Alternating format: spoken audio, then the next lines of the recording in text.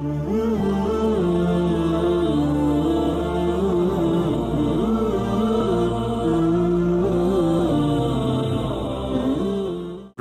on the 6th of Ramadan.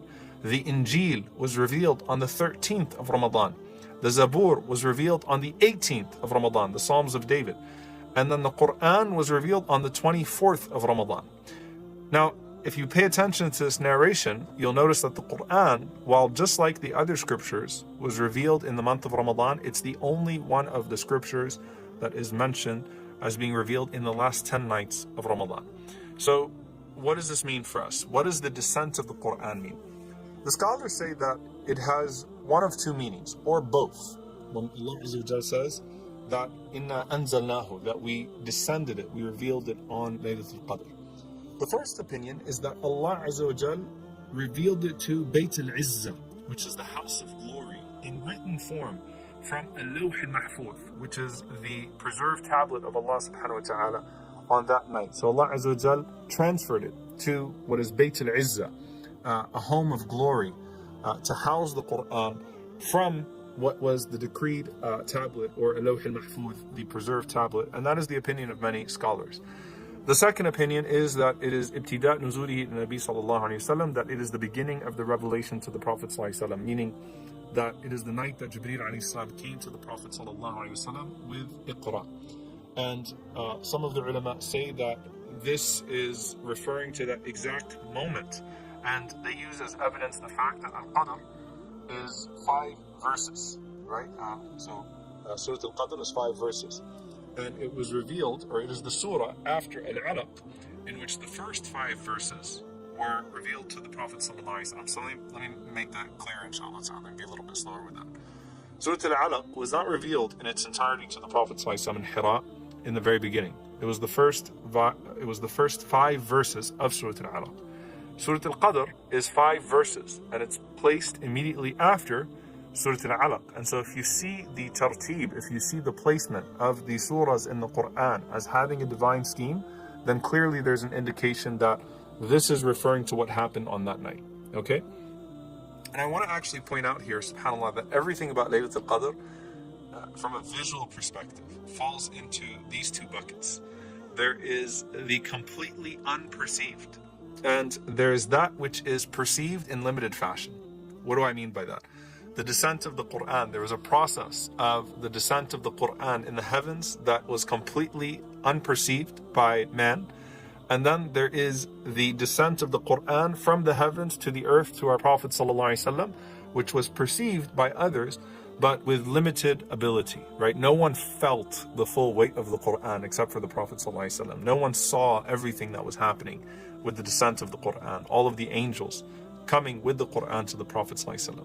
So when you're talking about the Quran, there's what's happening completely out of our perception, and then there is that which was perceived in a limited sense. When you think about the transfer of Qadr itself, the transfer of the divine decree, Laylatul Qadr, and we'll go into detail inshallah ta'ala with this, the decree comes from Al-Lawh al-Mahfuz, right? So Allah Azza wa Jal decreed, and He wrote down His decree already in Al-Lawh al-Mahfuz, in the preserved tablet. And then there is the transfer of that decree from Al-Lawh al-Mahfuz to the scrolls of the angels. And then that descends to us. So there's something that happens completely out of our perception.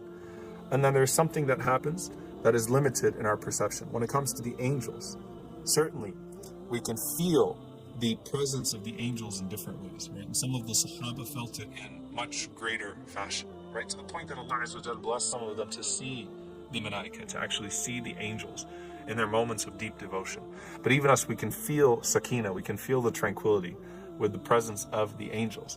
But there is a part where when we are remembering Allah subhanahu wa ta'ala, the angels are remembering us as a result, or Allah is praising us to the angels, that's completely out of our perceptions, from the affairs of the heavens, and it has nothing to do with the earth. But then you have the secondary part of that, which is the descent of the angels upon the people of the earth with praise. So everything about Laylatul Qadr has these 2 dimensions, these 2 buckets. Now when it comes to Inna Anzalnahu, verily we have revealed the Quran, both of these could be correct, meaning it could have happened in Ramadan, where there was the transfer from Al-Lawh al-Mahfuz to Bayt al-Izzah, and it could have happened in Ramadan, where the commencing of the revelation to the Prophet ﷺ in Ghar Hira also took place on that night. Some of the scholars also mentioned, not to belabor the point, they said أنزلناه typically refers to one time. And we know that the descent from Al-Lawh al-Mahfuz to Bayt al-Izzah was one time, but إِنَّا نَحْنُ نَزَّلْنَا الذِّكْرِ, that verily we have revealed a dhikr, that takes place over time. And the revelation to the Prophet ﷺ, of course, was gradual, over 23 years, and not at a single time. So that's why the majority of the scholars, they say that Laylatul Qadr was the first revelation, the first descent, and it may have also been the second descent as well. So شهر رمضان الذي أنزل فيه القرآن إنا أنزلناه في ليلة القدر. And of course, you know, subhanAllah, if the Quran would have come down to the Prophet ﷺ at one time, it wouldn't have been as great a miracle, because of course the Quran was speaking to incidents that were just happening, but with the same beauty, the same power, the same prophecy, right? With absolutely no decline in the beauty and in the perfection of the words of Allah subhanahu wa ta'ala. So that's number one. Number two, it would have been too overbearing on the Prophet ﷺ. I mean, subhanAllah, the initial descent, just a few verses, look what it did to the Prophet ﷺ. But, you know, imagine if the entire Quran came down on the Prophet ﷺ at one time. And so there are two levels of descent here, and Laylatul Qadr could encompass both of them. But as we said, the whole month was honored for the Quran, which honored this night as well. Then Allah subhanahu wa ta'ala says, Laylatul Qadri khayrun min alfi shahr. Laylatul Qadr is better than 1,000 months. I want to break this down in order, inshallah ta'ala, because I want to keep situating Laylatul Qadr in the greater discussion of Ramadan and the Quran. There are three authentic narrations from the Prophet ﷺ. One of them, the Prophet ﷺ said, Man sama Ramadan imanan wa ihtisaban ghufira lahu ma taqaddama min dhanbi. Whoever fasts Ramadan with faith and seeking the reward, he will be forgiven for all of his sins.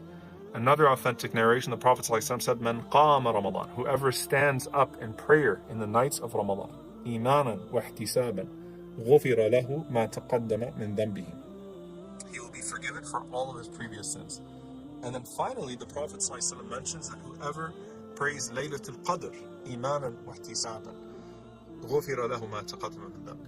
The same words are used. With faith and seeking the reward, he will be forgiven for all of his sins. The scholars mentioned that each one of these is a safety blanket for the other. So if there was a deficiency in your fasting, in your siyam, then your qiyam, bi'idhnillah, your prayer at night, would fill up that deficiency. And if you are lacking throughout the nights of Ramadan in qiyam, then the observance of Laylatul Qadr, that one night, hopefully will fill the void bi'idhnillahi ta'ala and catch you.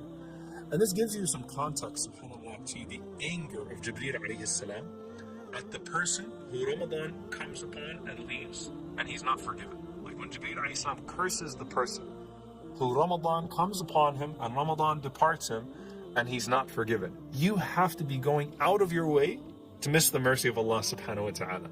And Jibreel alayhi salam, who is so embedded in all of these different elements of Ramadan, right, knows the virtue of this month, knows the virtue of that night. How could you still not be forgiven when you have Laylatul Qadr? When you just have to get it right for this one night to be forgiven. SubhanAllah. So truly it shows you the way that Allah Azza wa Jal deals with this ummah, the beauty of how Allah subhanahu wa ta'ala deals with this ummah, the mercy that Allah subhanahu wa ta'ala gives to us, and the grace and the opportunity that Allah Azza wa Jal gives to us for His forgiveness.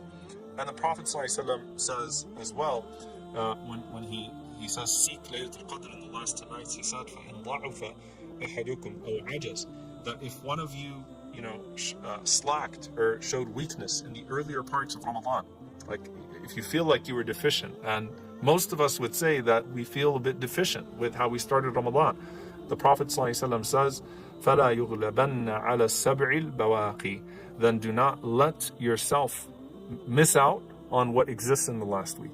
So if you slacked in the beginning of Ramadan, now's not the time to despair over your slacking in the beginning of Ramadan. Now's the time to not miss out on what's ahead bi'idhnillahi ta'ala that can expiate and that can raise your rank in a way that the month of Ramadan is intended to do for you as a whole. And the Prophet ﷺ also mentioned in narration that إِنَّ هَذَا الشَّهْرَ قَدْ حَضَرَكُمْ, that verily this month has come upon you. وَفِيهِ لَيْلَةٌ خَيْرٌ مِنْ أَلْفِ شَهْرٍ, and in it is a night that is